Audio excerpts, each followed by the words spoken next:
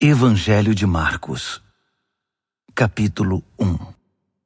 As boas notícias acerca de Jesus Cristo, a mensagem, começam aqui, seguindo ao pé da letra o livro do profeta Isaías. Observem com atenção: enviei meu mensageiro adiante de vocês. Ele preparará a estrada para vocês. Trovão no deserto, preparem-se para a chegada de Deus. Tornem o caminho plano e reto. João o Batista apareceu no deserto pregando um batismo de mudança de vida que leva ao perdão dos pecados. As pessoas se atropelavam para ir a ele, desde a Judéia e Jerusalém, e enquanto confessavam seus pecados, eram batizadas por ele no Rio Jordão, como sinal de uma vida transformada. João vestia uma túnica de pelo de camelo, amarrada à cintura por um cinto de couro. Alimentava-se de gafanhotos e mel silvestre. Sua pregação era esta: o mais importante está por vir. O protagonista deste drama, perante o qual sou um simples figurante, mudará a vida de vocês. Eu os batizo aqui no rio, mudando a velha vida de vocês pela vida no reino. O batismo dele, com o Espírito Santo, irá mudá-los de dentro para fora. Nessa época, Jesus de Nazaré apareceu na Galiléia e foi batizado por João no Jordão. Assim que saiu da água, Jesus viu o céu aberto e o Espírito de Deus, à semelhança de uma pomba, descendo sobre ele. Com a visão do Espírito, ouviu-se uma voz: Você é o meu filho, escolhido e marcado pelo meu amor, a alegria da minha vida. Imediatamente o Espírito guiou Jesus ao deserto. Durante 40 dias e noites, ele foi testado por Satanás. Animais selvagens eram sua companhia e os anjos tomavam conta dele. Depois que João foi preso, Jesus mudou-se para a Galiléia e ali pregava: O tempo é agora. O reino de Deus está aqui. Mudem de vida e creiam na mensagem. Caminhando pela praia do mar da Galiléia, Jesus avistou Simão e seu irmão André pescando com redes. Era nisso que trabalhavam. Jesus convidou-os: Venham comigo. Vou fazer de vocês um novo tipo de pescadores. Vou mostrar como pescar pessoas em vez de peixes. Sem fazer uma pergunta, eles simplesmente largaram as redes e foram com ele. Alguns metros adiante, perto da praia, ele viu os irmãos Tiago e João, filhos de Zebedeu, que estavam no barco consertando as redes. Jesus fez aos dois a mesma proposta. Imediatamente, eles deixaram seu pai, Zebedeu, o barco e os empregados e o acompanharam. Eles entraram em Cafarnaum. Quando o sábado chegou, Jesus foi logo para a sinagoga e passou o dia lá ensinando. O povo ficou admirado com seu ensino objetivo e confiante, sem os sofismas e as citações usados pelos líderes religiosos. De repente, estando ele ainda na sinagoga, a reunião foi interrompida por um homem extremamente perturbado, que gritava: O que você veio fazer aqui conosco, Jesus? Sei o que você veio fazer aqui, Nazareno. Você é o Santo de Deus e veio aqui para nos destruir. Jesus ordenou: Quieto, saia dele. O espírito perturbador agitou o homem, protestou em voz alta e saiu. Os ouvintes, impressionados, cochichavam entre si: O que está acontecendo aqui? Um novo ensinamento com demonstração prática? Ele consegue calar espíritos demoníacos imundos e ainda os expulsa. A notícia correu rapidamente e todos na Galiléia ficaram sabendo do incidente. Jesus saiu da sinagoga e foi para a casa de Simão e André, acompanhado por Tiago e João. A sogra de Simão estava de cama, ardendo em febre. Informado disso, Jesus foi até onde ela estava, pegou-a pela mão e a fez levantar-se. Tão logo a febre a deixou, ela foi preparar o jantar para eles. Ao anoitecer, depois do pôr do sol, foram trazidas a ele pessoas doentes e afligidas por espíritos malignos. A cidade inteira fez fila na porta da casa. Ele curou os corpos doentes e as almas atormentadas. Os demônios conheciam sua verdadeira identidade, mas ele não permitia que se pronunciassem. Ainda não havia amanhecido quando ele se levantou e retirou-se para orar num lugar isolado. Simão e os que estavam com ele foram procurá-lo. Eles o encontraram e disseram: "Todos estão à tua procura?" Jesus decidiu: "Vamos a outras cidades, para que eu possa pregar ali também. Faz parte da minha missão." Assim, por toda a Galiléia, ele visitou sinagogas, que era um lugar de reunião, pregando e expulsando demônios. Um leproso aproximou-se dele, ajoelhou-se e implorou: "Se o Senhor quiser, pode me purificar." Emocionado, Jesus estendeu a mão, tocou o leproso e disse: "Quero, fique limpo." A lepra desapareceu na hora. A pele do homem ficou lisa e saudável. Jesus o despediu com ordens estritas: "Não diga nada a ninguém. Apenas se apresente ao sacerdote e leve a oferta de purificação, como Moisés prescreveu, para validar a cura diante da comunidade." Mas assim que se afastou de Jesus, o homem saiu contando a cura que recebera, espalhando a notícia por toda a cidade. Jesus então passou a entrar na cidade de modo mais discreto, pois já não podia fazer isso publicamente. No entanto, ele logo foi encontrado, e o povo corria para ele, vindo de todos os lugares. Marcos, capítulo 2. Passados alguns dias, Jesus voltou para Cafarnaum, e a notícia de que ele havia voltado logo se espalhou. Uma multidão se formou, bloqueando a entrada da casa, de modo que ninguém podia entrar ou sair.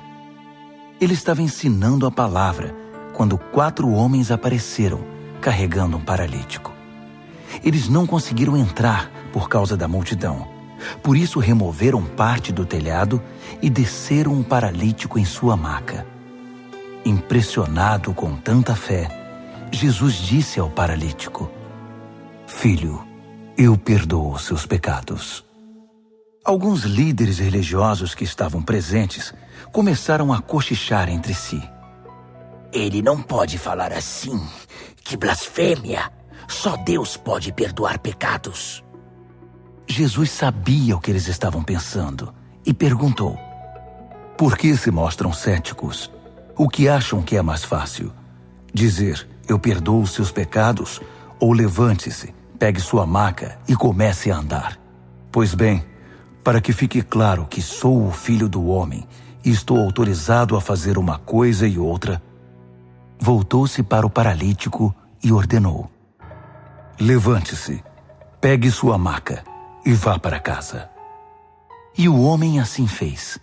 Levantou-se, pegou sua maca e saiu andando diante de todos. Eles esfregaram os olhos, custando acreditar no que viam. Mas então louvaram a Deus.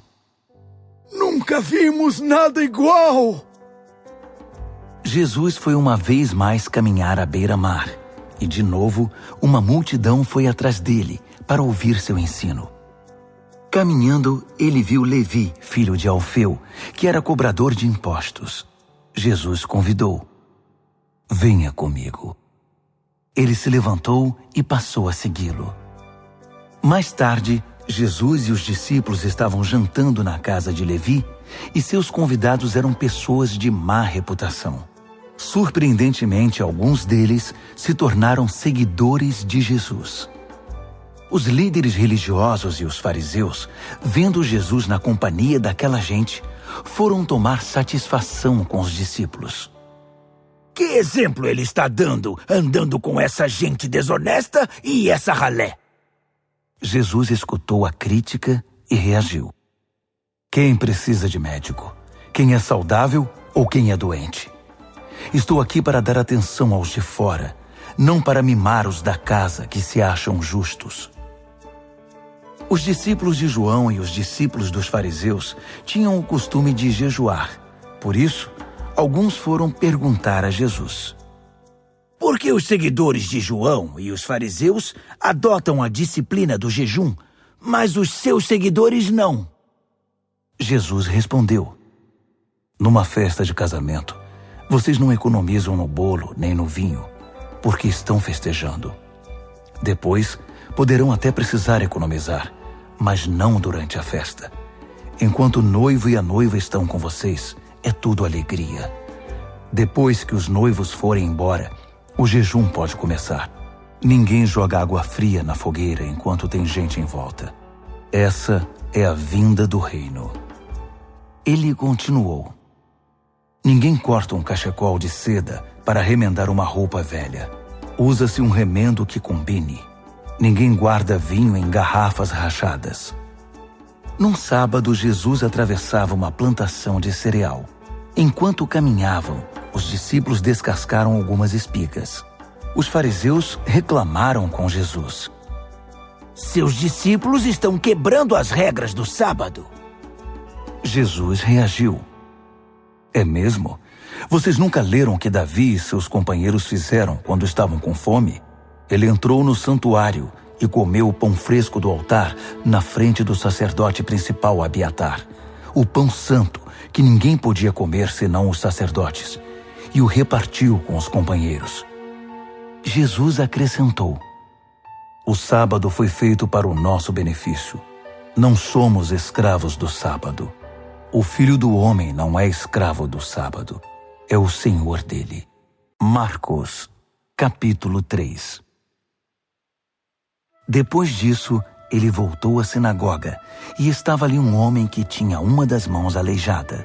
Os fariseus estavam de olho para ver se ele iria curá-lo, quebrando o sábado. Ele disse ao homem da mão aleijada: fique aqui, onde todos possam vê-lo.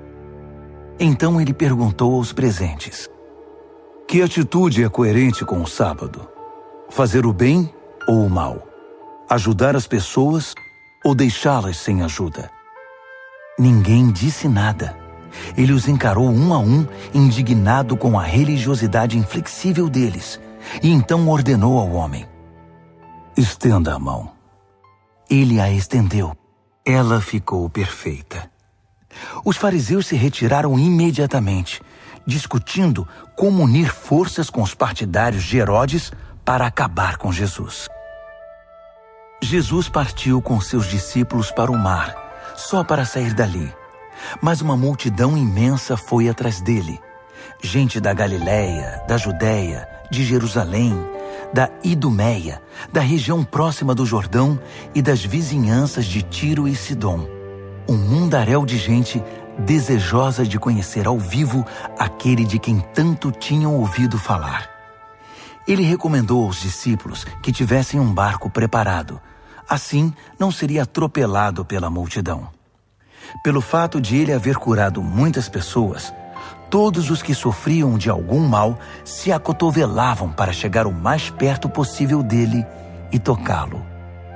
E no caso dos espíritos malignos, quando o reconheciam, caíam e gritavam: você é o Filho de Deus! Mas Jesus não dava atenção a eles. Fazia-os calar, proibindo-os de dizer em público quem ele era. Ele subiu a uma montanha e convidou alguns para o acompanhar.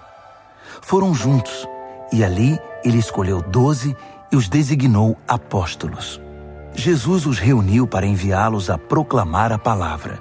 Também lhes daria autoridade para expulsar demônios. Os 12 são: Simão. Jesus mais tarde chamou Pedro, que significa rocha. Tiago, filho de Zebedeu. João, irmão de Tiago. Jesus passou a chamar os irmãos Zebedeu de Boanerges, que significa filhos do trovão. André, Felipe, Bartolomeu, Mateus, Tomé, Tiago, filho de Alfeu, Tadeu, Simão o Zelote, Judas Iscariotes, que o traiu.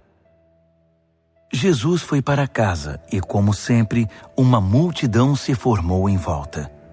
Era tanta gente pedindo ajuda que ele não tinha tempo nem para comer. Alguns parentes, informados da situação, foram tirá-lo de lá, até pela força, se necessário. Eles suspeitavam que Jesus estava perdendo o juízo. Os líderes religiosos de Jerusalém espalharam o boato de que ele estava praticando magia negra, fazendo truques diabólicos para impressionar o povo, mostrando poder espiritual. Jesus contestou a calúnia. Faz sentido um demônio lutar contra outro demônio? Satanás expulsaria o próprio Satanás? Uma família que vive brigando se desintegrará. Se Satanás expulsa Satanás, não irá se destruir? Acham que é possível, em plena luz do dia, entrar na casa de um homem forte e acordado e roubar seus bens sem amarrá-lo primeiro? Amarrem-no e então poderão roubá-lo. Faço aqui uma advertência. Não há nada dito ou feito que não possa ser perdoado. Mas se vocês persistirem nas calúnias contra o Espírito Santo de Deus, estarão deliberadamente rejeitando aquele que perdoa, rompendo relações com aquele que os sustenta. Ele fez essa advertência porque era acusado por eles de ter ligação com o maligno. Naquele momento, sua mãe e seus irmãos apareceram. Estando do lado de fora, mandaram um recado, dizendo que queriam falar com ele. Ele estava cercado pela multidão quando recebeu o recado. Sua mãe e seus irmãos estão lá fora à sua procura. Jesus respondeu: Quem vocês acham que são minha mãe e meus irmãos? Olhando ao redor para cada um dos que estavam sentados à sua volta, ele declarou: Estão bem aqui na frente de vocês. Esses são minha mãe e meus irmãos. Mais vale a obediência que laços de sangue. Quem faz a vontade de Deus é meu irmão, irmã e mãe. Marcos, capítulo 4. Ele voltou a ensinar à beira da praia. A multidão que se formou em torno dele era tão grande que ele entrou num barco perto da praia e assentou-se. Jesus usou o barco como púlpito, enquanto o povo se acotovelava perto da água. Ele ensinava por meio de histórias, muitas histórias. Ouçam, o que vocês acham? Um agricultor estava semeando. Enquanto fazia seu trabalho, algumas sementes caíram pelo caminho e aves as comeram. Outras caíram no meio dos pedregulhos. Brotaram rapidamente, mas não aprofundaram raízes. Com o calor do sol, secaram tão rapidamente quanto haviam brotado.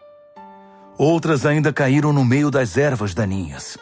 As sementes chegaram a brotar, mas foram sufocadas. Nenhuma sobreviveu. Por fim, algumas, porém, caíram em boa terra e floresceram, produzindo uma colheita que superou todas as expectativas. Vocês estão entendendo?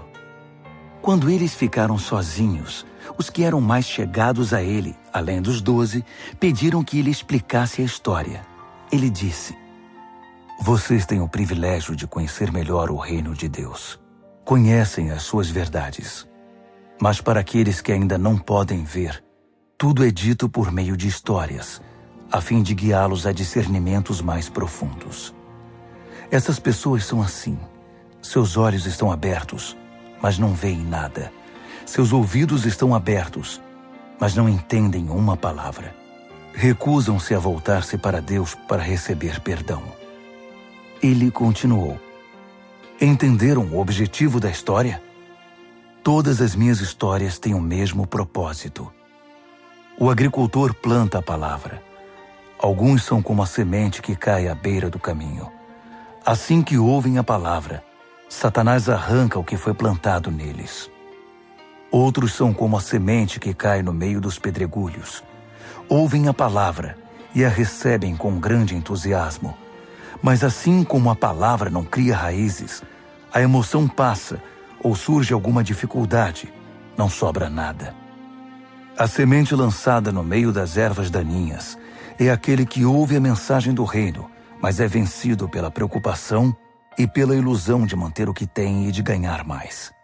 A mensagem é sufocada e não sobra nada.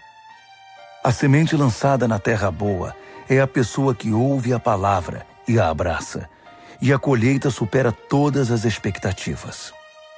Jesus continuou: alguém compra uma lâmpada para pôr debaixo do tanque ou debaixo da cama? O que se faz não é colocá-la numa prateleira? Nós não estamos guardando segredos, nós os estamos revelando. Não estamos escondendo nada, mas tornando público. Vocês estão entendendo?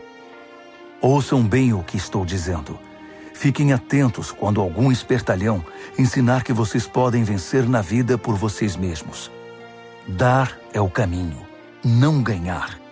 Generosidade produz generosidade. A avareza empobrece. Então Jesus disse: o reino de Deus é como sementes lançadas num campo por um homem. Ele vai dormir e se esquece do que fez. A semente brota e cresce, mas ele nem imagina como isso ocorre. A terra dá conta de tudo, sem a ajuda dele. Primeiro o caule, depois a espiga e por fim o grão. Quando o grão está maduro, ele o colhe. É o tempo da colheita. Como podemos descrever o reino de Deus? Que ilustração podemos usar? É como a semente de mostarda. É uma das menores sementes, mas uma vez plantada, germina e cresce tanto que os pássaros fazem ninhos em seus ramos e abrigam-se à sua sombra. Com outras histórias semelhantes, ele apresentava sua mensagem ao povo, aplicando as histórias à experiência e compreensão deles. Ele sempre contava uma história. Quando estava sozinho com seus discípulos, explicava tudo, desfazendo o emaranhado. Todos os nós eram desatados. Naquele dia, ao cair da tarde, ele decidiu: vamos para o outro lado do mar. Eles entraram no barco em que ele estava. Outros barcos foram atrás deles. De repente, uma tempestade violenta os envolveu. As ondas invadiam a embarcação, ameaçando afundá-la, enquanto Jesus, com a cabeça sobre um travesseiro, dormia na popa do barco. Os discípulos o acordaram, implorando: mestre, não vais fazer nada!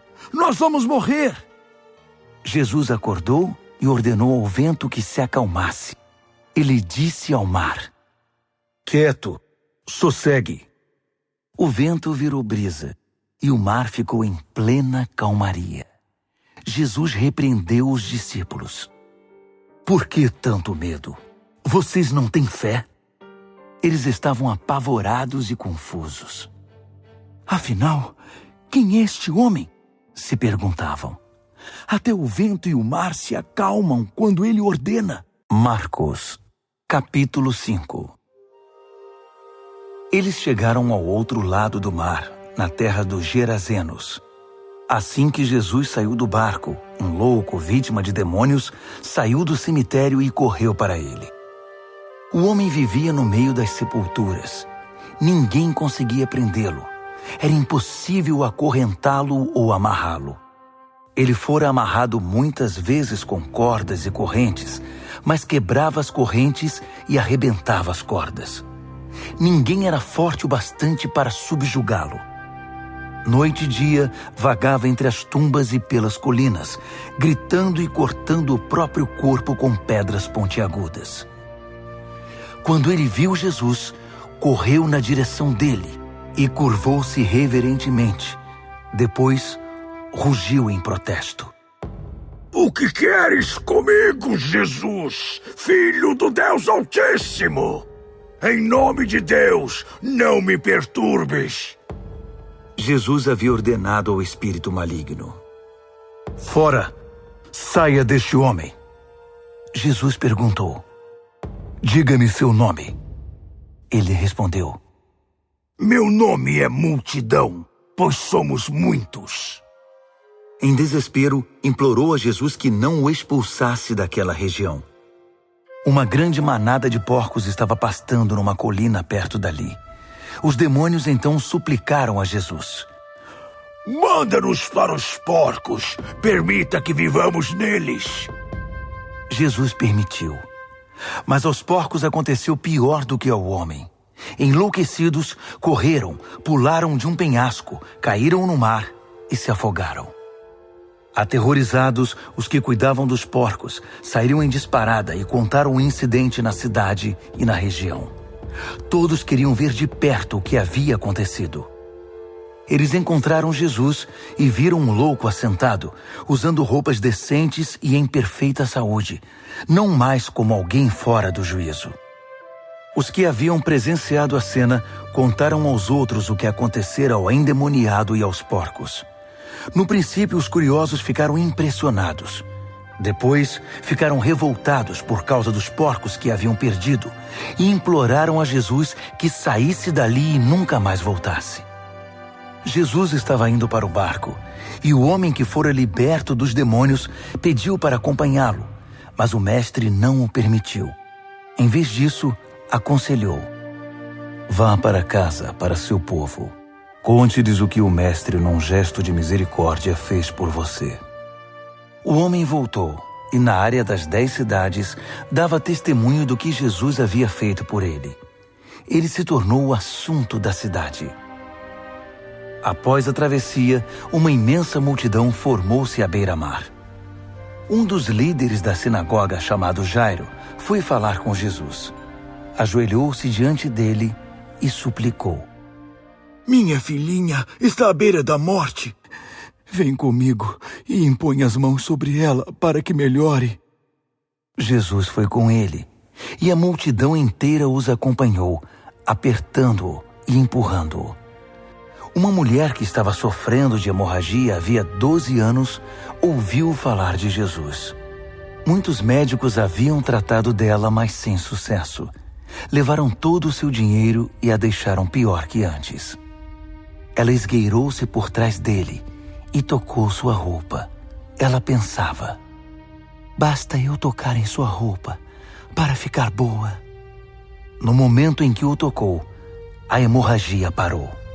Ela pôde sentir a mudança. Sabia que estava livre daquele mal.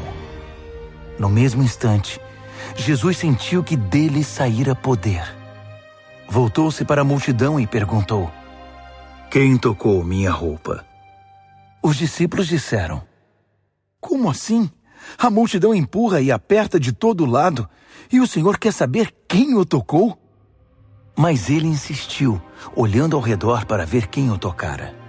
A mulher, sabendo o que havia acontecido e que o havia tocado, tremendo de medo, ajoelhou-se diante dele e contou toda a história.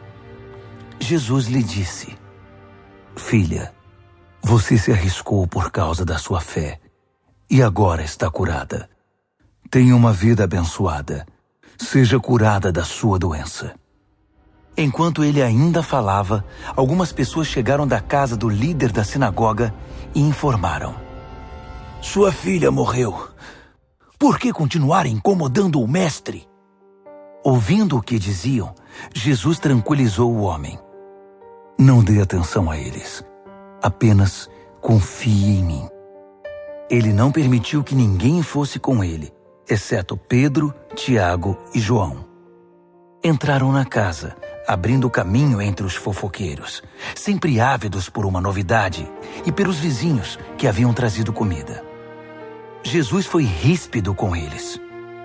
Por que todo esse falatório e essa choradeira sem sentido?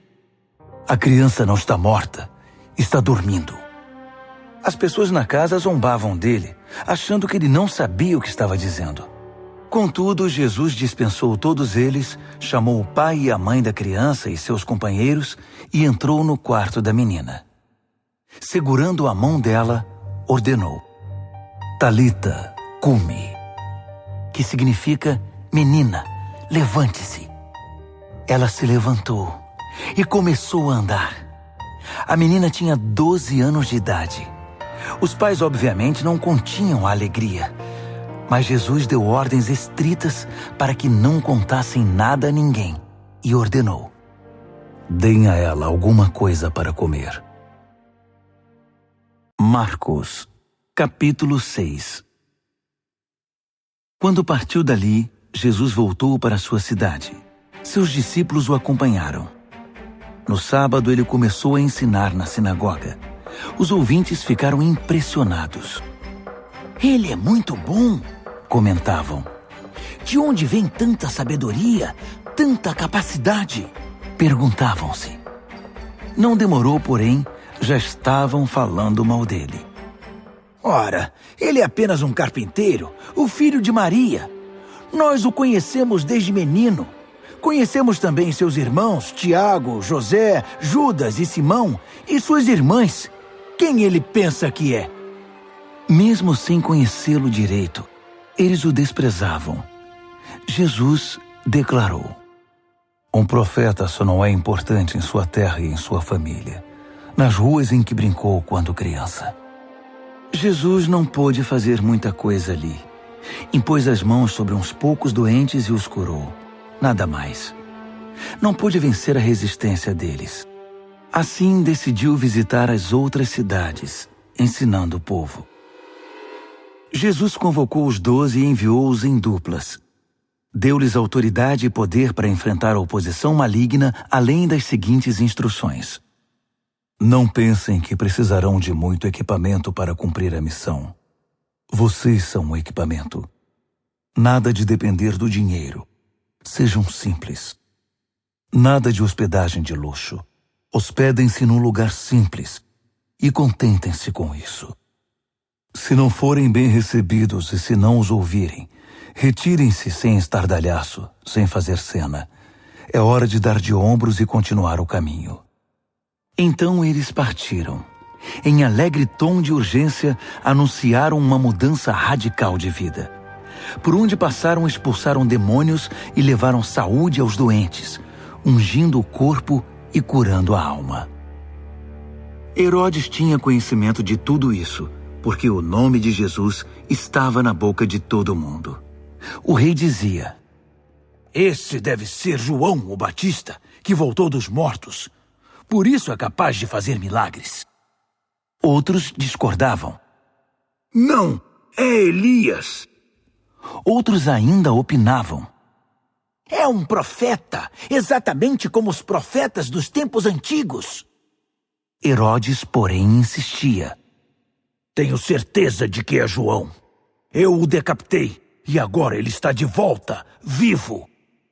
Esse Herodes foi aquele que mandara que João fosse preso e acorrentado por causa de Herodias, mulher de seu irmão Filipe. Pois João havia irritado Herodes por denunciar o adultério do rei. Fervendo de raiva, ela queria matá-lo, mas não ousou fazê-lo porque Herodes respeitava João. Convencido de que ele era um homem santo, o rei dispensava-lhe um tratamento especial. Sempre que o ouvia, sentia-se culpado. Mesmo assim, apreciava a palavra de João. Entretanto, chegou um dia especial, o aniversário de Herodes. Ele convidou toda a elite da Galileia, toda a nobreza. A filha de Herodias entrou no salão do banquete e dançou para os convidados. Ela encantou Herodes e todos os convidados. O rei disse à moça: "Peça-me qualquer coisa, darei o que você quiser."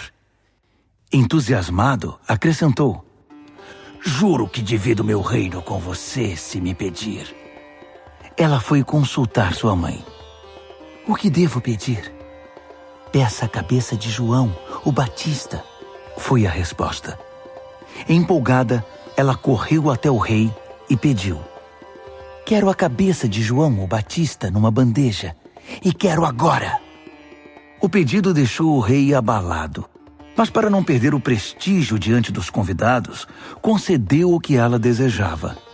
Ordenou que o carrasco fosse à prisão e trouxesse a cabeça de João. Ele cortou a cabeça de João e trouxe-a numa bandeja. Entregou-a à moça, que a levou para sua mãe. Quando os discípulos de João souberam do fato, foram buscar o corpo e lhe deram um sepultamento digno. Os apóstolos voltaram de sua missão e relataram a Jesus tudo o que haviam feito e ensinado. Jesus disse: "Venham, vamos parar e descansar um pouco." Era tanta gente indo e vindo que eles não tinham tempo nem para comer. Eles entraram no barco e foram para um lugar mais tranquilo. Entretanto, alguém os viu partindo, e a notícia se espalhou. Muita gente saiu correndo das cidades vizinhas e chegou ao lugar de destino antes deles. Quando Jesus saiu do barco, uma multidão imensa o aguardava. Ao ver todo aquele povo, ele ficou comovido. Afinal, eram como ovelhas sem pastor. Ele imediatamente pôs-se a ensiná-los. Já no cair da tarde, os discípulos viram que Jesus estava se alongando e o interromperam. Estamos no meio do nada e está ficando tarde. Despede o povo para que eles saiam e consigam o que comer nas redondezas. Jesus respondeu: vocês vão dar comida a eles. Eles perguntaram: é sério? Mesmo que gastemos uma fortuna? Mas ele não estava brincando. Quantos pães vocês têm? Verifiquem. Não demorou para saberem. 5 pães e 2 peixes, informaram. Jesus mandou que todos se assentassem em grupos de 50 ou de 100 na grama verde. Ele tomou os 5 pães e os 2 peixes, olhou para o céu, orou, abençoou o pão, partiu-o e entregou tudo aos discípulos, que por sua vez o repartiram com o povo. Ele fez o mesmo com o peixe. Todos comeram e ficaram satisfeitos. Os discípulos recolheram 12 cestos de sobras, e os que participaram da refeição foram cerca de 5.000. Terminada a refeição, Jesus insistiu em que os discípulos entrassem no barco e fossem para Betsaida, enquanto ele despedia o povo. Em seguida, ele subiu a uma montanha para orar. Tarde da noite, o barco já estava longe, e Jesus ainda estava em terra. Ele podia ver a dificuldade de seus companheiros com os remos, pois o vento estava contra o barco. Por volta das 4 horas da madrugada, Jesus foi na direção deles, andando sobre o mar. E quando se aproximou e eles o viram, pensaram que fosse um fantasma e gritaram apavorados. Jesus tratou de tranquilizá-los. Calma, sou eu. Não tenham medo. Assim que ele entrou no barco, o vento cessou. Eles ficaram perplexos, coçando a cabeça e tentando entender tudo o que havia acontecido. Não haviam entendido o que ele fizera na hora da refeição. Estavam com o coração endurecido. Concluíram a travessia, ancoraram o barco em Genezaré e lá o deixaram. Assim que pisaram em terra, a notícia rapidamente se espalhou. O povo correu até onde eles estavam, trazendo doentes em macas. Para onde quer que ele fosse, aldeia, cidade ou rota de comércio, os doentes eram levados até um local público. Eles imploravam que Jesus lhes permitisse tocar pelo menos na orla de sua roupa. E todos que a tocavam eram curados. Marcos, capítulo 7. Os fariseus e alguns líderes religiosos, vindos de Jerusalém, reuniram-se à volta dele para reclamar que os discípulos dele eram negligentes com as purificações rituais antes das refeições. Os fariseus e judeus em geral jamais participariam de uma refeição sem primeiro proceder ao ritual da lavagem das mãos, principalmente se tivessem chegado da feira, para não mencionar como limpavam canecas, panelas e outras vasilhas. Os fariseus e os líderes religiosos perguntaram: por que seus discípulos desrespeitam as leis, fazendo as refeições sem lavar as mãos? Jesus reagiu: Isaías estava certo a respeito de enganadores como vocês. Ele acertou em cheio. Esse povo faz um grande show, dizendo as coisas certas, mas o coração deles não está nem aí para o que dizem. Fazem de conta que me adoram, mas é tudo encenação. Eles me usam apenas como desculpa para ensinar o que se adapta ao seu gosto, alterando o mandamento de Deus e sempre adotando modismos. Ele continuou: que conveniente, não? Vocês se livram do mandamento de Deus para seguir os modismos religiosos sem serem incomodados. Moisés disse claramente: respeitem seu pai e sua mãe. Disse também: Quem desrespeitar o pai ou a mãe será morto. Mas vocês driblam um mandamento, alegando que é perfeitamente aceitável dizer ao pai ou à mãe: vou ofertar a Deus a ajuda financeira que eu deveria dar a vocês. Assim, vocês se livram da obrigação que têm para com os pais. Vocês anulam a palavra de Deus e a trocam por suas próprias regras. Vocês são especialistas nesse tipo de coisa. Dirigindo-se à multidão, ele acrescentou: ouçam agora, todos vocês. Prestem bastante atenção. Não é o que vocês comem que contamina a vida. É o que sai de vocês. Essa é a verdadeira contaminação. Ele voltou para casa depois de falar à multidão e seus discípulos disseram: não entendemos. O Senhor poderia nos explicar? Jesus respondeu: vocês também? Será que não entendem? Não sabem que o que se come não pode contaminar ninguém? Pois o que se come não vai para o coração, mas para o estômago. É digerido e depois é eliminado. Com isso, Jesus desafiou as minuciosas leis dietéticas dos judeus, afirmando que todos os alimentos podem ser comidos. Ele continuou: o que contamina é o que sai da pessoa. É do coração que vomitamos maus pensamentos, obscenidade, imoralidade, roubo, assassinato, adultério, cobiça, depravação, engano, bebedice, olhar maldoso, calúnia, arrogância, insensatez. Essa é a verdadeira contaminação. Dali, Jesus partiu e foi para os arredores de Tiro. Entrou numa casa para não ser encontrado, mas a notícia de sua chegada se espalhou. Ele estava dentro de casa quando uma mulher, cuja filha era perturbada por um espírito maligno, ficou sabendo de sua presença ali. Ela se ajoelhou aos seus pés, implorando ajuda. A mulher era grega, cirofenícia de nascimento, e pediu que ele curasse sua filha. Ele disse: espere sua vez. Os filhos devem ser alimentados primeiro. Se sobrar alguma coisa, os cães poderão comer. Ela foi rápida. Entendo, mestre, mas os cães não comem das migalhas que os filhos deixam cair? Jesus ficou impressionado. Tem razão. Vá para casa. Sua filha não está mais perturbada. A aflição demoníaca se foi. Ela foi para casa e encontrou a filha tranquila na cama, livre daqueles tormentos. Ele deixou a região de Tiro e voltou para o mar da Galileia, passando por Sidom e pelo distrito das 10 cidades. Algumas pessoas trouxeram um homem que não podia ouvir nem falar e pediram a Jesus que impusesse as mãos sobre ele. Jesus tocou nos ouvidos do homem e passou-lhe um pouco de saliva na língua.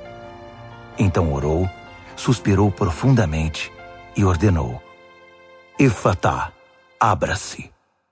E assim aconteceu. O homem ouvia e falava perfeitamente. Jesus ordenou que mantivessem o fato em segredo, mas eles, entusiasmados, não paravam de falar no assunto. Diziam: Ele faz tudo muito bem. Faz até o surdo ouvir e o mudo falar. Marcos, capítulo 8. Foi na mesma ocasião que Jesus outra vez se viu diante de uma multidão faminta. Ele chamou seus discípulos e disse: Estou com o coração partido por causa desta gente. Há 3 dias estão comigo e não tenho o que comer. Não posso mandá-los embora com fome. Vão acabar desmaiando no caminho. Alguns vieram de muito longe. Os discípulos perguntaram: Mas onde vamos encontrar comida suficiente para todos neste lugar deserto? Jesus perguntou: Quantos pães vocês têm? 7 pães, informaram. Jesus então mandou que o povo se assentasse. Depois de ter dado graças, tomou os 7 pães, partiu-os e entregou-os aos discípulos para que os repartissem com o povo. Havia também alguns peixes. Ele abençoou os peixes e ordenou aos discípulos que os repartissem de igual modo. Todos comeram à vontade, e foram necessários 7 grandes cestos para recolher as sobras. E os que participaram da refeição foram cerca de 4.000. Depois de despedir a multidão, Jesus entrou no barco com os discípulos e foram para Dalmanuta. Quando chegaram, os fariseus vieram pressioná-lo para que ele desse uma prova de quem era. Desafiado, Jesus perguntou: por que esta geração pede um sinal milagroso como garantia? A verdade é que vocês não terão sinal nenhum. Dali ele voltou para o barco e dirigiu-se para o outro lado do mar. Os discípulos, porém, esqueceram-se de levar pão, exceto por um pedaço. Aproveitando a oportunidade, Jesus aconselhou-os: fiquem de olho no fermento dos fariseus e dos partidários de Herodes. Pensando que ele os repreendia por haverem esquecido o pão, começaram a culpar um ao outro. Percebendo o que se passava, Jesus perguntou: por que estão discutindo por haverem esquecido o pão? Não entenderam ainda? Não conseguem perceber? Não se lembram dos 5 pães que demos aos 5.000? Quantos cestos de sobras vocês recolheram? Eles responderam: 12. E dos 7 pães para os 4.000? Quantos cestos de sobras vocês recolheram? 7. Ele perguntou: ainda não entendem? Ao chegarem eles a Betsaida, algumas pessoas trouxeram um cego e pediram a Jesus que o tocasse. Tomando-o pela mão, ele o levou para fora da cidade. Passou saliva nos olhos do homem, impôs as mãos sobre ele e perguntou: consegue ver alguma coisa? Ele olhou para cima e disse: vejo homens, só que eles parecem árvores andando. Jesus voltou a impor as mãos sobre ele. Dessa vez, o homem percebeu que havia recuperado completamente a visão. Agora via tudo com perfeição. Jesus mandou-o para casa, advertindo: não entre na cidade. Jesus e seus discípulos visitaram as cidades ao redor de Cesareia de Filipe. Enquanto caminhavam, ele perguntou: quem o povo diz que eu sou? Eles responderam: alguns pensam que é João o Batista, outros acham que é Elias. Há quem pense que é algum dos profetas. Ele insistiu: e vocês, quem acham que eu sou? Pedro declarou: tu és o Cristo, o Messias. Jesus pediu que guardassem segredo, que não dissessem nada a ninguém. Em seguida, resolveu explicar algumas coisas. É necessário que o Filho do Homem seja maltratado, levado a julgamento e declarado culpado pelos líderes do povo, sacerdotes e líderes religiosos. Que seja morto e 3 dias depois ressuscite. Ele falava de modo simples e claro para que todos entendessem.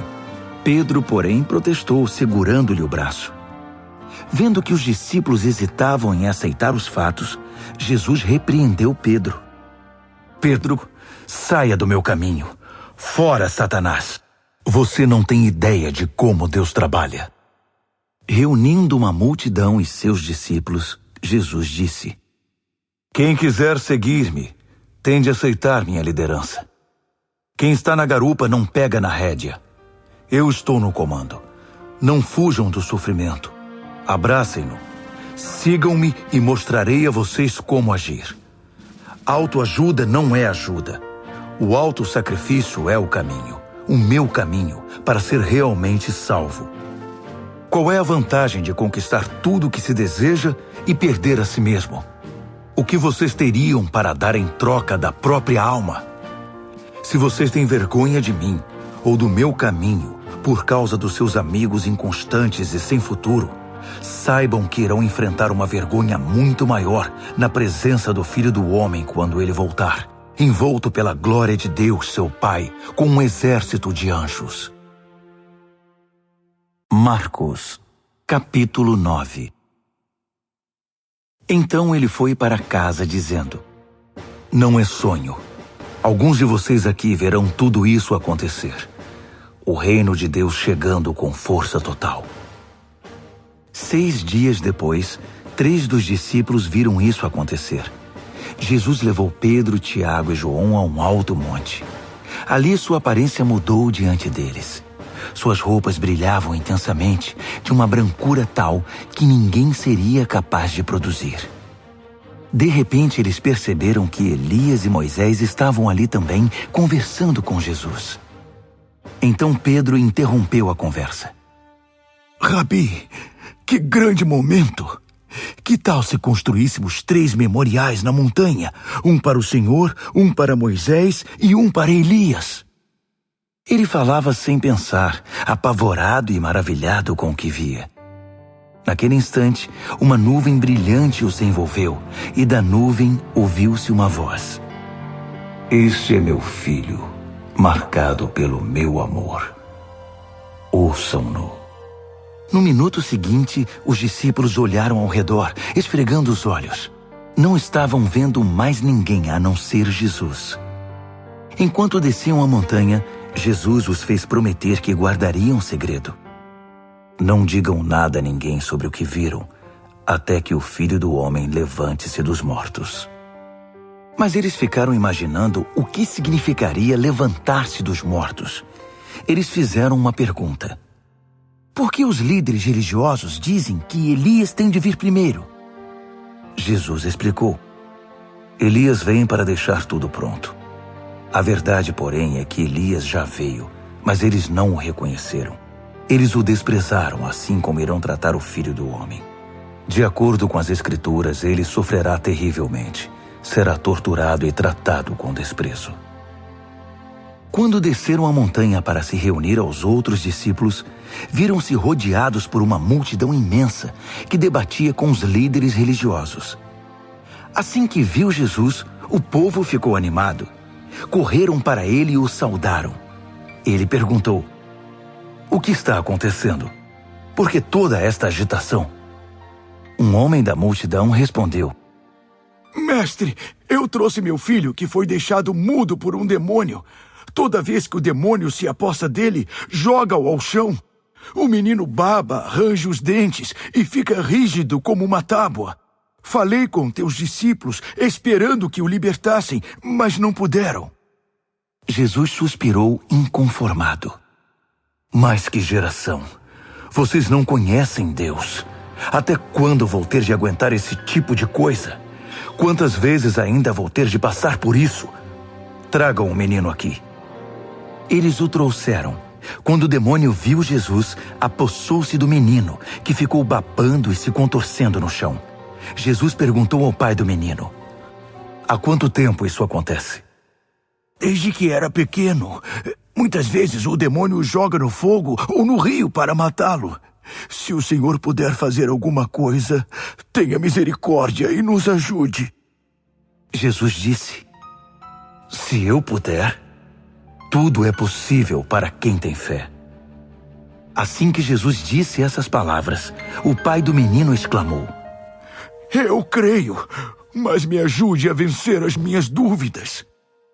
Percebendo que a plateia ficava cada vez maior, Jesus deu ordens expressas ao espírito maligno.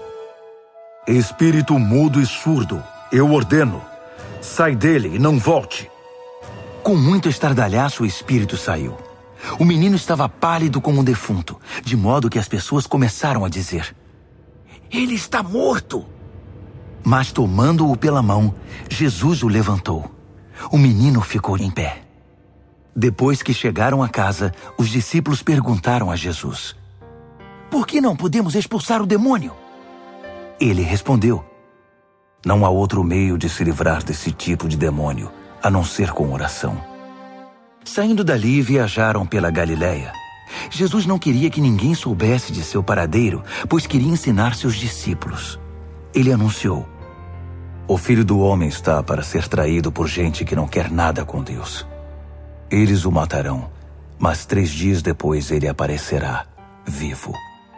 Eles não sabiam do que ele estava falando, mas tinham medo de perguntar. Eles foram para Cafarnaum. Já em casa, ele perguntou: O que vocês discutiam pelo caminho? O silêncio foi constrangedor, porque eles estavam discutindo sobre quem deles era o maior. Ele se assentou, chamou os 12 e disse: Saibam que quem quiser ser o primeiro ficará por último e será servo de todos. Ele pôs uma criança no meio da sala e, pegando-a nos braços, disse: Quem recebe uma dessas crianças como eu estou fazendo, recebe-me também. Mais que isso, recebe o próprio Deus que me enviou. Então, João disse a Jesus: Mestre, vimos um homem usando teu nome para expulsar demônios e o impedimos, porque ele não é do nosso grupo. Jesus reprovou-os: Não o impeçam. Ninguém pode usar meu nome para fazer algo bom e poderoso e no momento seguinte afastar-se de mim. Se ele não é inimigo, é aliado. Qualquer um que lhes der um copo d'água em meu nome está do nosso lado, e Deus levará isso em conta. Mas quem prejudicar esses que são como crianças, intimidando-os ou tirando proveito da simplicidade deles, logo irá desejar nunca ter feito isso. Seria melhor jogar-se no meio do mar com uma pedra amarrada ao pescoço. Se sua mão ou seu pé os atrapalha na caminhada com Deus, é melhor cortá-los e jogá-los fora. É preferível viver mutilado ou aleijado do que ter 2 mãos e 2 pés que o levem para a fornalha de fogo eterno. Se seu olho desvia sua atenção de Deus, arranque-o e jogue-o fora. É preferível viver com apenas um olho do que ter uma visão perfeita no fogo do inferno. Todos cedo ou tarde irão passar por um fogo purificador, mas vocês serão preservados das chamas eternas. Por isso, preservem-se. Vivam sempre em paz. Marcos, capítulo 10. Dali ele foi para a região da Judéia, do outro lado do Jordão. Como sempre, uma multidão o acompanhava, e ele punha-se a ensiná-los. Um dia, os fariseus vieram provocá-lo. É permitido a um homem divorciar-se de sua esposa? Jesus perguntou: O que Moisés determinou? Eles responderam: Moisés deu permissão que o marido a mandasse embora, dando-lhe uma certidão de divórcio. Jesus disse: Moisés deu esse mandamento apenas como concessão ao coração duro de vocês. Na criação, no plano original, Deus fez e uniu o homem e a mulher. Por isso, um homem deixa seu pai e sua mãe, e por meio do casamento se torna uma só carne com sua mulher. Não são mais 2 indivíduos, formam agora uma nova unidade. Deus criou uma união tão perfeita que ninguém pode ter a ousadia de profaná-la separando-os. Depois que estavam em casa, os discípulos voltaram a tocar no assunto. Jesus foi muito direto. O homem que se divorcia de sua esposa para se casar com outra comete adultério contra ela. A mulher que se divorcia do marido para se casar com outro comete adultério também. Alguns estavam trazendo crianças a Jesus, na esperança de que ele as abençoasse. Mas os discípulos deram uma bronca nessa gente. Jesus não escondeu a irritação. Não tentem afastar essas crianças. Não as impeçam de vir a mim. O reino de Deus é feito de pessoas que são como crianças. Prestem atenção. Se vocês não aceitarem o reino de Deus com a simplicidade de uma criança, nunca entrarão nele. Então, tomando as crianças nos braços, impunha as mãos sobre elas e as abençoava. Jesus caminhava pela rua e um homem veio correndo, ajoelhou-se e perguntou: Bom mestre, que devo fazer para alcançar a vida eterna? Jesus perguntou: Por que você me chama bom? Ninguém é bom a não ser Deus. Você conhece os mandamentos. Não mate, não cometa adultério, não roube, não minta, não engane, honre seu pai e sua mãe. Ele disse: Mestre, faço tudo isso desde muito novo.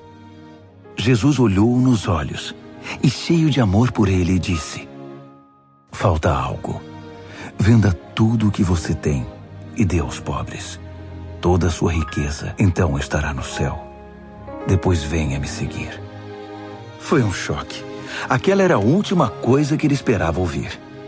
Assim, abatido, ele se foi. Sendo muito apegado aos seus bens, não queria abrir mão de tudo. Enquanto observava, Jesus disse aos seus discípulos: Vocês fazem ideia de como é difícil para os ricos entrar no reino de Deus? Os discípulos foram pegos de surpresa, mas Jesus continuou: Vocês não imaginam como é difícil. É mais fácil um camelo passar pelo fundo de uma agulha. Os discípulos ficaram chocados. Se é assim, quem tem chance? Perguntaram. Jesus olhou bem firme para eles e disse: Ninguém tem chance se pensam que conseguirão pelo esforço próprio. A única maneira é deixar Deus agir. Só Ele tem o poder de fazer. Pedro então lhe disse: Nós deixamos tudo para te seguir. Jesus disse: Guardem isto. Ninguém que sacrifique casa, irmãos, irmãs, mãe, pai, filhos, propriedades, seja o que for, por minha causa e por causa da mensagem, sairá perdendo. Eles terão tudo de volta, multiplicado muitas vezes em casas, irmãos, irmãs, mães, filhos e propriedades, mas também em problemas. Terão ainda o prêmio da vida eterna. Aí está de novo a grande inversão. Muitos primeiros serão últimos, e muitos últimos primeiros.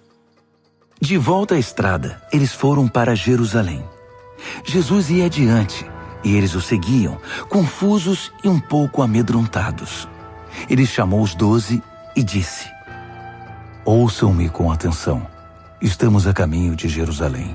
Quando chegarmos lá, o Filho do Homem será entregue aos mestres da lei e aos líderes religiosos. Eles irão condená-lo à morte. Eles o entregarão aos romanos, que irão zombar dele, cuspir nele, torturá-lo e matá-lo. Mas depois de 3 dias, ele se levantará vivo. Tiago e João, filhos de Zebedeu, foram falar com Jesus.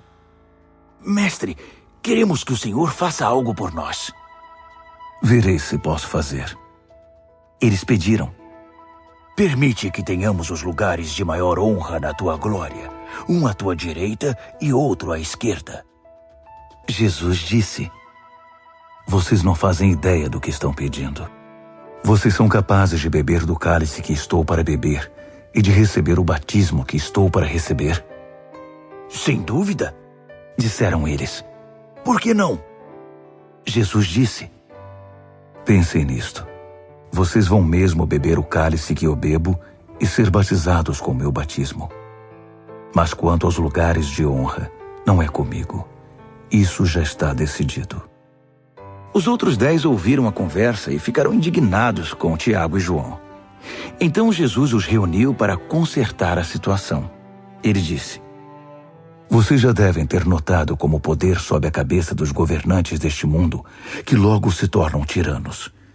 Vocês não devem agir assim. Quem quiser ser o maior deve se tornar servo. Quem quiser ser o primeiro deve se tornar escravo. É o que o Filho do Homem faz. Ele veio para servir, não para ser servido, e para dar a própria vida para salvar muita gente. Depois de passarem algum tempo em Jericó, Jesus saiu da cidade, seguido pelos discípulos e por uma multidão. E um mendigo cego chamado Bartimeu, filho de Timeu, estava sentado à beira do caminho. Quando ele soube que Jesus o Nazareno passava por ali, começou a gritar: Filho de Davi! Jesus! Misericórdia! Tem misericórdia de mim! Muitos tentaram fazê-lo calar, mas ele gritava ainda mais alto: Filho de Davi! Tem misericórdia de mim! Jesus parou e ordenou: Tragam-no aqui. Eles foram chamá-lo. Hoje é o seu dia! Ele está chamando você! Levante-se! Jogando longe sua capa, ele ficou em pé e foi até Jesus. Jesus perguntou: O que você quer de mim? O cego respondeu: Senhor, eu quero ver. Siga seu caminho. Sua fé salvou e curou você, disse Jesus. No mesmo instante, ele recuperou a visão e seguia Jesus estrada fora. Marcos, capítulo 11. Quando se aproximaram de Jerusalém, à altura de Betfagé e Betânia, perto do Monte das Oliveiras, Jesus enviou 2 discípulos com estas instruções: Vão à aldeia que está adiante. Ali encontrarão um jumentinho amarrado. Ele nunca foi montado. desamarrem-no e tragam-no aqui. Se alguém perguntar o que vocês estão fazendo, digam: o Senhor precisa dele, mas vai devolvê-lo. Eles foram e encontraram um jumentinho numa rua, amarrado a um portão. Eles o desamarraram, mas alguns dos que estavam ali perguntaram: por que estão desamarrando o jumentinho? Os discípulos responderam exatamente como Jesus os instruíra, e não foram mais incomodados. Assim, levaram o jumentinho e puseram suas capas sobre ele, e Jesus o montou.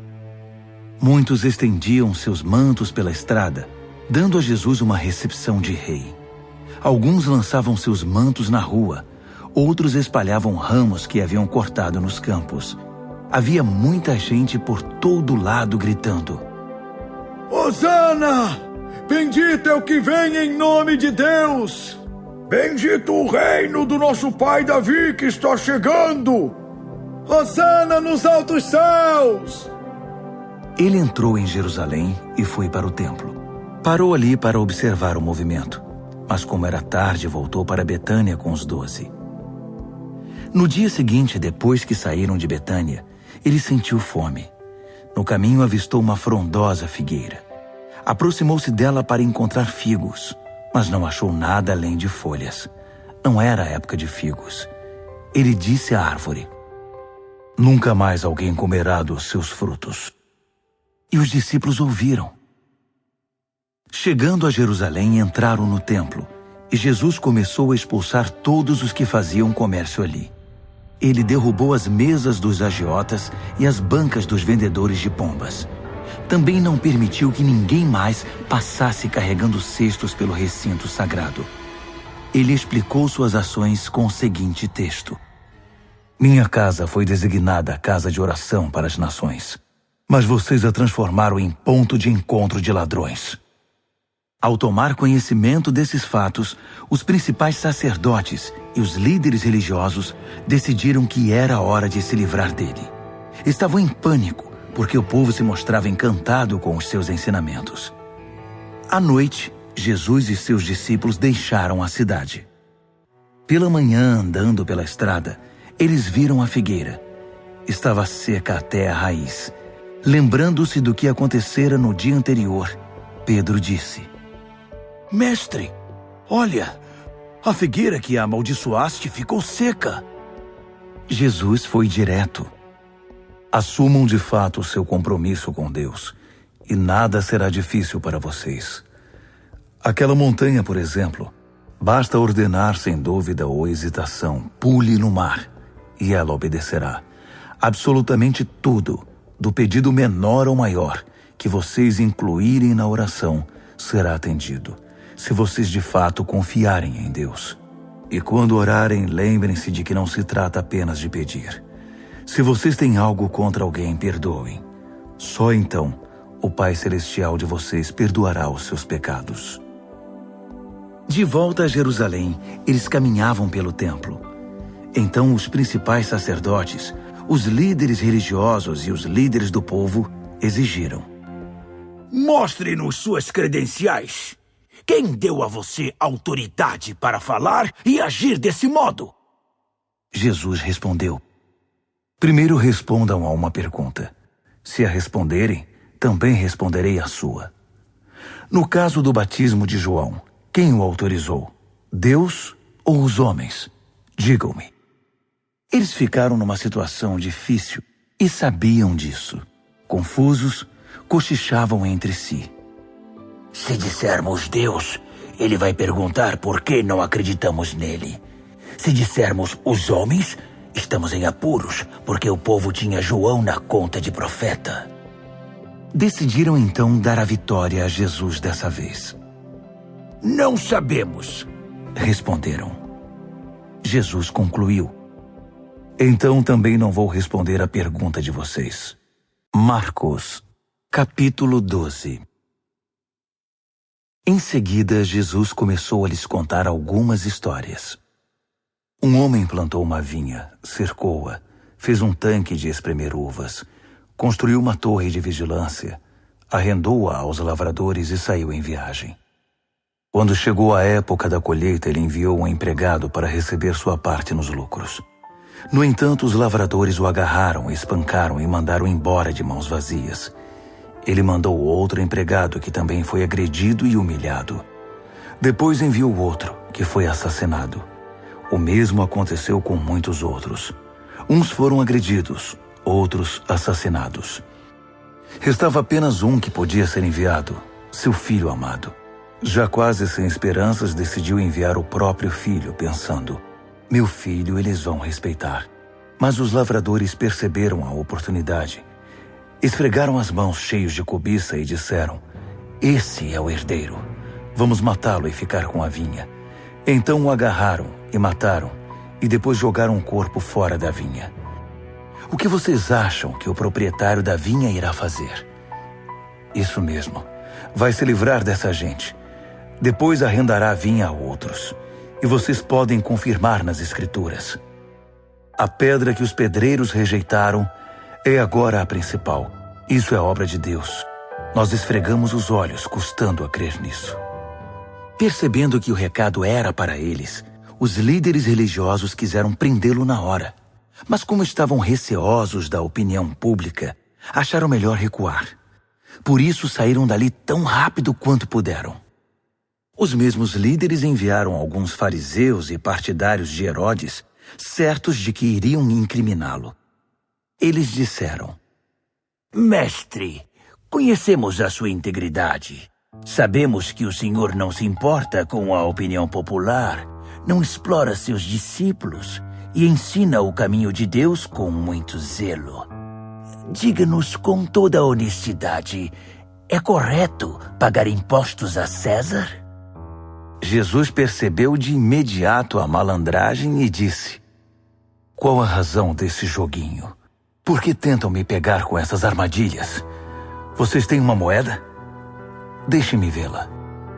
Eles lhe entregaram uma moeda. Quem é este que aparece na moeda? Que nome está gravado nela? César, disseram. Jesus concluiu: deem a César o que lhe pertence, e deem a Deus o que lhe é devido. Eles ficaram de boca aberta, sem saber o que responder. Alguns saduceus, o grupo que nega a ressurreição, perguntaram a Jesus: mestre, Moisés escreveu que se um homem morre sem filhos, o irmão dele é obrigado a se casar com a viúva e ter filhos com ela. Pois bem, havia 7 irmãos. O primeiro casou-se e morreu sem filhos. O segundo casou-se com a viúva. Ele morreu, mas também não teve filhos. O mesmo aconteceu com o terceiro. De fato, os 7 se casaram com ela, mas nada de filhos. Por fim, a mulher morreu. A pergunta é esta: na ressurreição, de quem ela será esposa? Afinal, ela foi casada com cada um deles. Jesus respondeu: vocês estão raciocinando errado e vou dizer por quê. Primeiro, não conhecem as Escrituras. Segundo, não sabem como Deus atua. Depois da ressurreição, o casamento já não mais existirá. Assim como os anjos, toda a nossa atenção estará em Deus. Com respeito à ressurreição dos mortos, vocês nunca leram as Escrituras? Vejam que Deus, de dentro da sarça, disse a Moisés: eu sou. Não eu era o Deus de Abraão, o Deus de Isaque e o Deus de Jacó. O Deus vivo é o Deus dos vivos, não dos mortos. Portanto, vocês não sabem de nada. Um dos líderes religiosos, depois de acompanhar os debates e perceber como Jesus era incisivo em suas respostas, fez uma pergunta: qual é o mais importante de todos os mandamentos? Jesus respondeu: o primeiro em importância é o seguinte: ouça, Israel, o Senhor seu Deus é único. Ame o Senhor seu Deus com toda a paixão, toda a fé, toda a inteligência e todas as forças. E o segundo é: ame o próximo como a você mesmo. Não há nenhum outro mandamento que se compare a esses. Um líder religioso disse: que resposta maravilhosa, mestre! Tão lúcida e precisa. Deus é único e não há outro. Devemos amá-lo com toda paixão, inteligência e forças e amar ao próximo como a nós mesmos. Isso é melhor que qualquer oferta ou sacrifício. Quando Jesus percebeu como aquele homem era sábio, comentou: Você está quase lá, quase no reino de Deus. A partir daquele momento, ninguém mais ousou fazer perguntas a Jesus. Enquanto ensinava no templo, Jesus perguntou: Como podem os líderes religiosos ensinar que o Messias é filho de Davi, quando todos sabemos que Davi, inspirado pelo Espírito Santo, disse: Deus disse ao meu Senhor: Assente-se aqui ao meu lado direito até que eu faça dos seus inimigos um descanso para os pés. Davi declara que o Messias é seu mestre. Como pode, então, o Messias ser também seu filho? A multidão estava maravilhada com o que ouvia. Ele continuou a ensinar: Cuidado com os líderes religiosos. O prazer deles é ostentar títulos acadêmicos, receber elogios publicamente, desfrutar posições de destaque e assentar-se nos lugares principais durante o serviço religioso. Além disso, o tempo todo eles exploram os fracos e indefesos. Quanto mais oram, pior fica a situação deles. Mas no fim, eles irão pagar por tudo isso. Assentado atrás de um gasofilácio, ele observava o povo depositar dinheiro na hora da coleta. Os ricos faziam ofertas voltosas, mas uma viúva pobre aproximou-se e ofertou 2 pequenas moedas, uns míseros centavos. Jesus chamou os discípulos em particular e comentou: A verdade é que essa viúva pobre deu uma oferta maior que a dos demais. Todos os outros deram do que não precisavam. Ela fez uma extravagância, algo que não podia fazer. Deu tudo o que possuía. Marcos, capítulo 13. Jesus saía do templo quando um dos discípulos chamou sua atenção. Mestre, olhe essas pedras, essas construções. Jesus disse: Vocês estão impressionados com essa arquitetura grandiosa? Tudo isso será um monte de ruínas, até a última pedra. Mais tarde, enquanto ele estava sentado no Monte das Oliveiras, num local de onde podia avistar o templo, Pedro, Tiago, João e André foram conversar com ele. Quando essas coisas vão acontecer? Que sinal teremos de que tudo caminha para um desfecho? Jesus explicou: Cuidado com os falsos profetas do fim dos tempos. Muitos líderes com identidade falsa alegarão: Eu sou o Messias. Eles vão enganar muita gente. Quando ouvirem falar de guerras e ameaças de guerra, não entrem em pânico. Serão notícias comuns, não um sinal do fim. Haverá cada vez mais guerras entre as nações e conflitos entre os líderes. Em vários lugares haverá terremotos e fome. Mas tudo isso é nada comparado com o que está por vir. Fiquem atentos, pois vocês serão levados aos tribunais, e tudo irá de mal a pior. Vocês serão torturados, e todos perseguirão os que levam o meu nome. Vocês serão postos como sentinelas da verdade. A mensagem tem de ser pregada em todo o mundo. Quando traírem vocês e os levarem aos tribunais, não se preocupem com o que dizer. Quando chegar o momento, digam o que estiver no coração. O Espírito Santo dará testemunho por intermédio de vocês. Haverá irmão matando irmão, pai matando filho, filho matando os pais. Todos odiarão vocês por causa do meu nome. Fiquem firmes. Isso é necessário. Fiquem firmes até o fim. Vocês não ficarão desamparados, pois serão salvos. Estejam preparados para fugir quando virem a besta da profanação, estabelecida onde nunca deveria estar. Quem lê não terá dificuldade de entender o que estou falando. Quando isso acontecer, se vocês estiverem na Judéia naquele tempo, corram para as colinas. Se estiverem trabalhando no quintal, não voltem para buscar nada em casa. Se estiverem no campo, não voltem para buscar agasalho. As grávidas e as que amamentam sofrerão mais. Orem para que isso não aconteça no inverno. Serão dias difíceis. Nada parecido aconteceu desde que Deus fez o mundo, nem depois haverá. Se esses dias de aflição seguissem o curso normal, ninguém suportaria. Mas por causa dos escolhidos de Deus, a aflição será encurtada.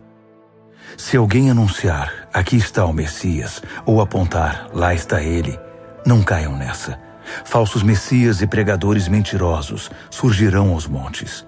Suas credenciais impressionantes e seus deslumbrantes espetáculos, se possível, iludiriam até os escolhidos de Deus. Fiquem atentos, pois eu os avisei com antecedência. Após aqueles tempos difíceis, o sol perderá o seu brilho, a lua ficará nublada, as estrelas cairão do céu e os poderes cósmicos sofrerão abalo. Então todos irão ver o Filho do Homem chegar em grande estilo. Seu esplendor encherá o céu. Ninguém deixará de ver.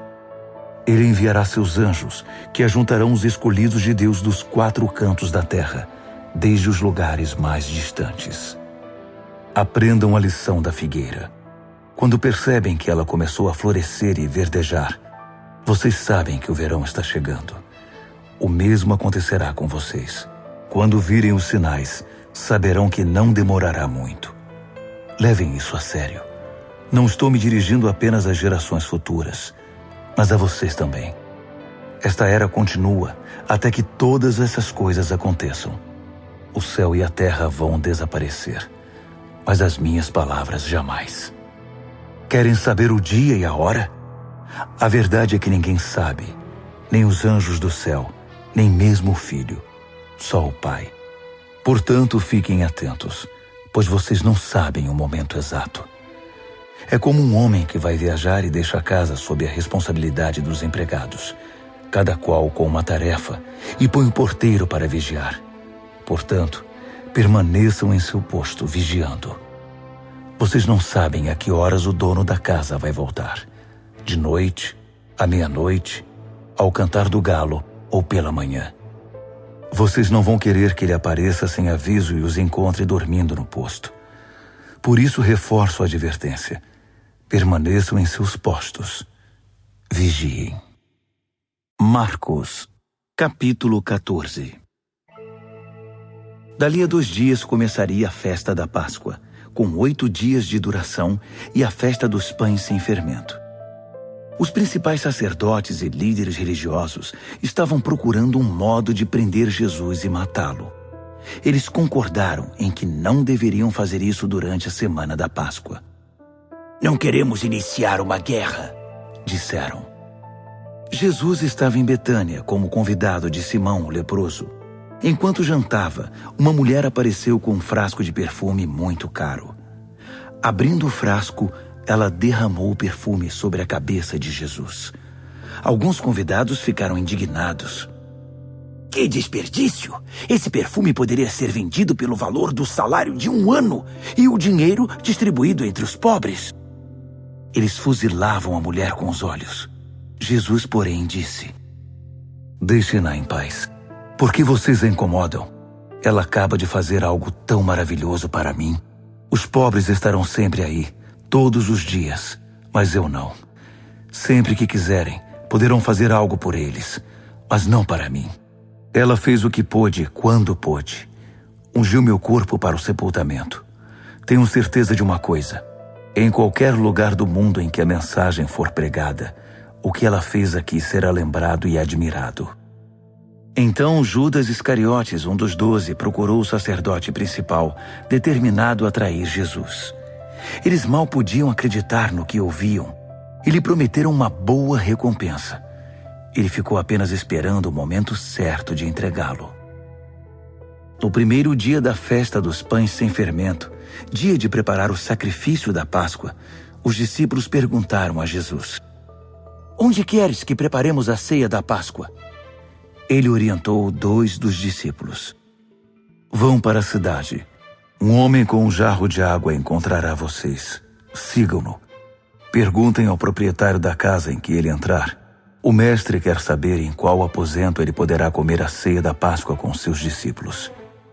O homem mostrará a vocês uma sala no 2º andar, espaçosa, limpa e arrumada. Façam ali os preparativos." Os discípulos foram para a cidade e tudo aconteceu como ele lhes dissera. Eles prepararam ali a refeição pascal. Depois do pôr do sol, ele chegou com os 12. Quando estavam à mesa, Jesus disse: Tenho algo difícil, mas importante a dizer. Um de vocês me trairá. Alguém que, neste momento, come comigo. Chocados, começaram a dizer um após o outro: Eu não! Ele respondeu: É um dos 12, alguém que come sempre comigo.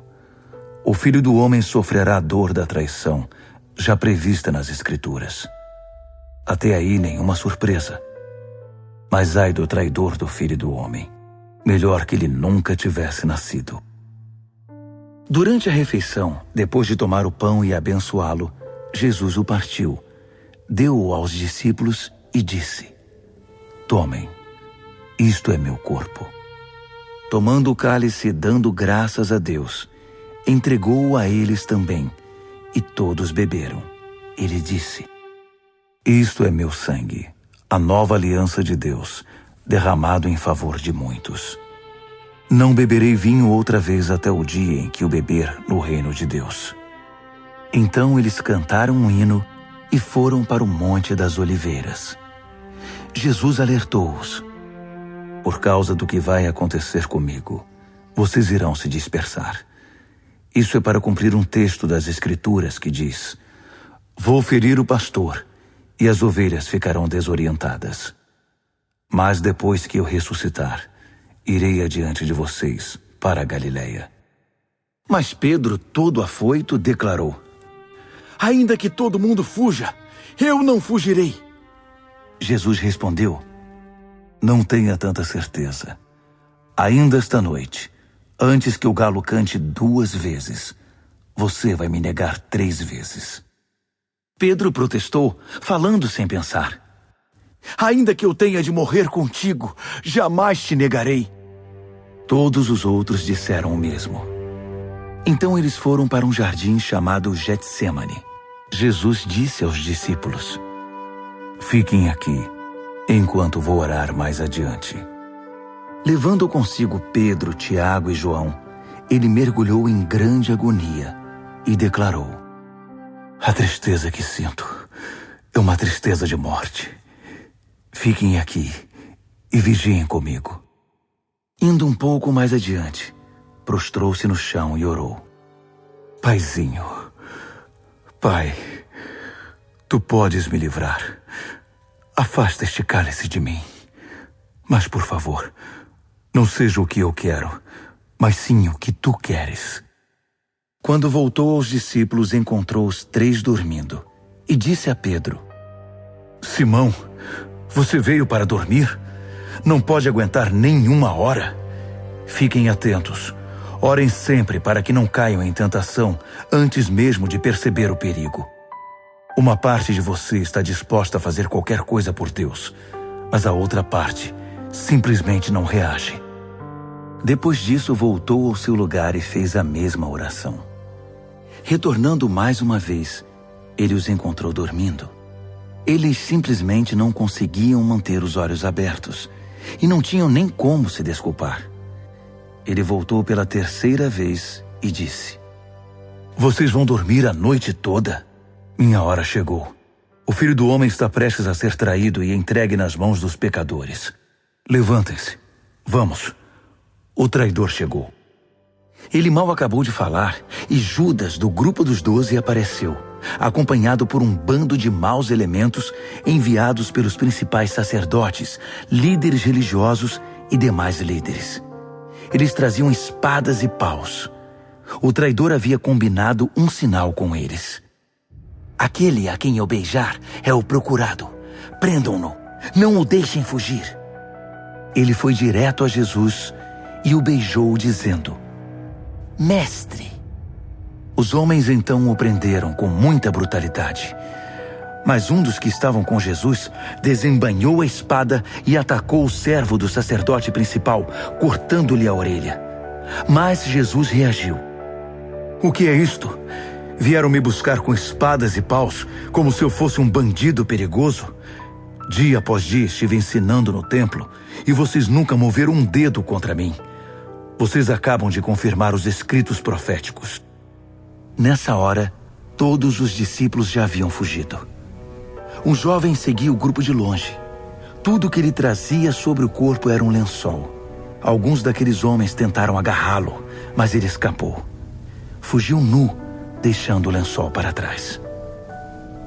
O grupo que prendeu Jesus levou-o ao sacerdote principal, que estava reunido com os principais sacerdotes, líderes do povo e líderes religiosos. Pedro os seguira a uma distância segura. Quando chegaram ao pátio do sacerdote principal, ele se misturou com os servos e foi se aquecer perto da fogueira. Os principais sacerdotes, conspirando com o concílio judaico, tentavam achar acusações contra Jesus para condená-lo à morte. Não encontraram nada. Muitos davam falso testemunho, mas um depoimento contradizia o outro. Alguns homens apareceram com esta história. Nós o ouvimos dizer: vou derrubar o templo, construído com tanto esforço, e em 3 dias construirei outro, sem ao menos erguer a mão. Mesmo assim, não havia plena concordância entre os relatos.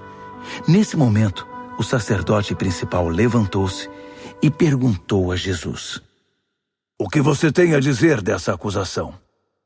Jesus não deu resposta. O sacerdote principal insistiu, mudando a pergunta. Você é o Messias, o Filho do Deus bendito? Jesus foi direto. Sim, eu sou, e você mesmo verá. O Filho do Homem assentado à direita do Todo-Poderoso, vindo nas nuvens do céu. Nessa hora, o sacerdote principal perdeu a compostura. Rasgando a própria roupa, gritou: Ouviram isso? Acham que precisamos de mais testemunhas? Vocês testemunharam a blasfêmia! Vão deixar que isso fique assim? Por unanimidade, eles o condenaram, e foi sentença de morte. Alguns começaram a cuspir nele. Vendaram-lhe os olhos e batiam nele, provocando. Quem bateu em você? Profetize! Os guardas levaram-no dali, sem interromper o espancamento. Enquanto isso, Pedro estava no pátio. E aconteceu que uma das empregadas do sacerdote principal, vendo Pedro se aquecer ali, olhou para ele e disse: Você estava com Jesus, o Nazareno? Mas ele negou. Não sei do que você está falando. Quando ele passou pelo pórtico, um galo cantou. A moça apontava para ele e dizia aos que estavam por ali: Ele é um deles, tenho certeza! E Pedro negou mais uma vez. Pouco depois, as pessoas ali começaram a insistir. Você tem de ser um deles! Está na cara que você é galileu! Então Pedro ficou muito nervoso e jurou: Nunca vi esse homem de quem vocês estão falando! Na mesma hora, o galo cantou pela segunda vez. Pedro lembrou-se do que Jesus dissera: Antes que o galo cante 2 vezes, você vai me negar 3 vezes. Sem se conter, desabou a chorar.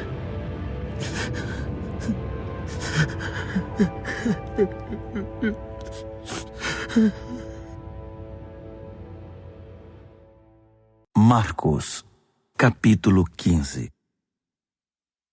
À primeira luz do dia, os principais sacerdotes, os mestres da lei e os líderes religiosos convocaram uma sessão com todo o concílio judaico. Eles amarraram Jesus com cuidado e foram levá-lo a Pilatos. Pilatos perguntou: Você é o rei dos judeus? Jesus respondeu: Se você diz. Os principais sacerdotes derramaram diante do governador um dilúvio de acusações. Pilatos insistiu: Você não vai responder nada?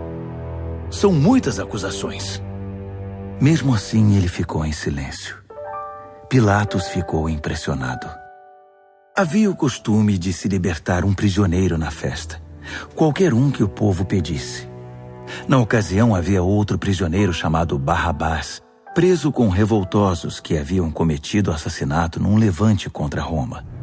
A multidão logo iria apresentar seu pedido, e Pilatos se antecipou a eles. Vocês querem que eu liberte o rei dos judeus? O governador sabia que fora por pura inveja que os sacerdotes haviam entregado Jesus. No entanto, os principais sacerdotes haviam orientado a multidão para que pedissem a libertação de Barrabás. Mas Pilatos perguntou: Então, o que farei com este homem que vocês chamam rei dos judeus? Eles gritaram: Crucifique-o! Pilatos objetou: Mas por qual crime? Contudo, eles gritavam ainda mais alto: Crucifique-o! Pilatos atendeu ao pedido da multidão. Libertou Barrabás e entregou Jesus para ser açoitado e crucificado. Os soldados levaram Jesus ao palácio, chamado Pretório, e reuniram uma tropa inteira. Vestiram-no com um manto de púrpura e puseram uma coroa de espinhos na cabeça dele. Então, começou a zombaria. Viva o rei dos judeus! Eles lhe batiam na cabeça com um bastão, cuspiam nele e se ajoelhavam diante dele, como se o reverenciassem. Quando cansaram das chacotas, tiraram-lhe o manto de púrpura e o vestiram de novo com as suas roupas. Então o levaram para crucificá-lo. Um homem estava passando de volta do trabalho, Simão de Cirene, pai de Alexandre e Rufo. Eles o obrigaram a carregar a cruz de Jesus. Os soldados levaram Jesus ao Gólgota, que significa Colina da Caveira. Ofereceram-lhe vinho misturado com mirra para aliviar a dor, mas ele não aceitou. Então o pregaram na cruz. Depois fizeram um sorteio para ver quem ficaria com suas roupas. Jesus foi crucificado às 9h da manhã. A acusação, o rei dos judeus, foi escrita numa placa. Com ele crucificaram 2 criminosos, um à direita e outro à esquerda. Os que passavam caçoavam, sacudindo a cabeça e ironizando. Você alegou que poderia destruir o templo e reconstruí-lo em 3 dias? Mostre agora seu poder! Salve-se! Se você é mesmo o Filho de Deus, desça da cruz!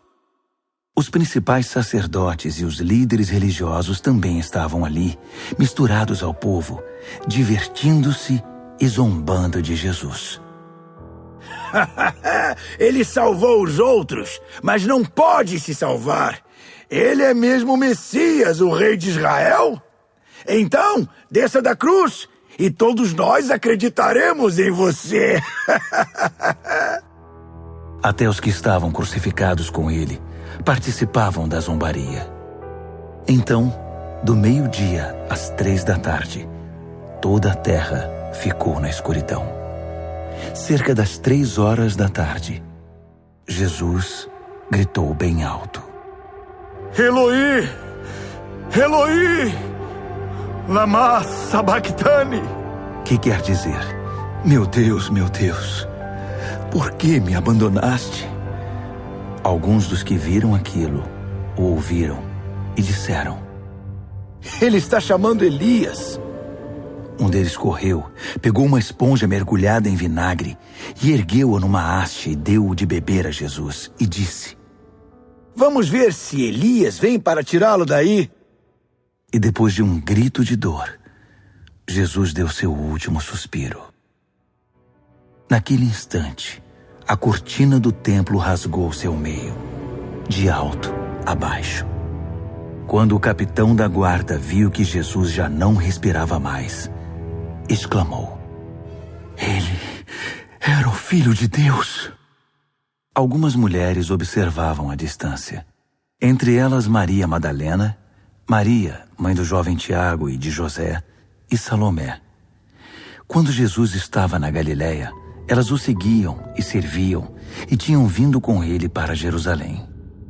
Mais tarde, sendo o dia da preparação, isto é, a véspera do sábado, apareceu José de Arimateia, membro respeitado do concílio judaico. Ele aguardava com expectativa a vinda do reino de Deus.